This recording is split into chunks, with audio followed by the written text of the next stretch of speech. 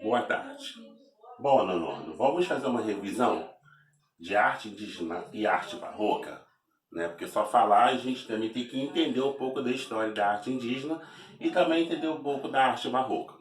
A gente sabe o seguinte, que tanto a arte indígena como a arte barroca são duas artes muito importantes e a gente vai entender um pouco das características desses dois movimentos importantes, tanto indígena como do barroco. Na realidade, a arte indígena ela vai dar início no século XVI. Começa o início do século XVI, a gente falando um pouco sobre a história da arte indígena. A gente sabe que o índio nosso não é valorizado, o nosso indígena brasileiro não é valorizado. Mas a gente vai começar a falar de algumas características próprias da civilização indígena e da arte indígena.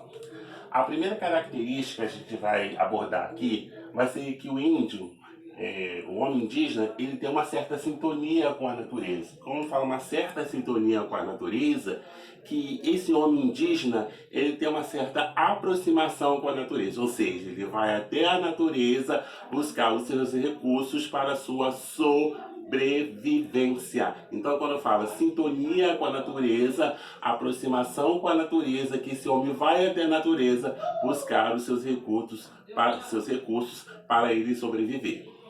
Uma outra característica importante da arte indígena é a questão da coletividade.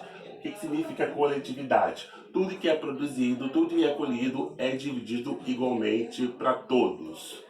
Tudo que é produzido, tudo que é guardado é dividido igualmente para todos da tribo. Então, igualmente, todos recebem a mesma moeda, a mesma quantidade de objetos, de comidas e assim sucessivamente.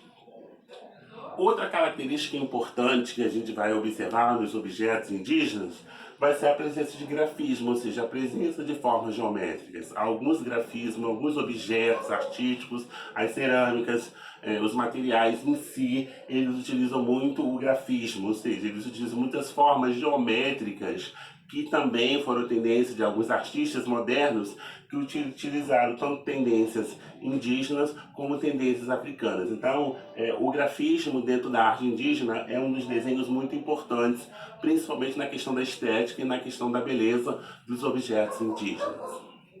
Uma outra característica importante da arte indígena é a arte plumária, na questão de onde que ele faz essa arte plumária. Ele vai até a natureza e a partir dali ele começa a montar, a partir dos seus rituais, a partir das suas festas, das suas danças, a arte brumária que ele vai até a natureza colher e vai até a natureza buscar esses acessórios. Outra característica importante são os trançados, que são os objetos, que são os materiais, né, que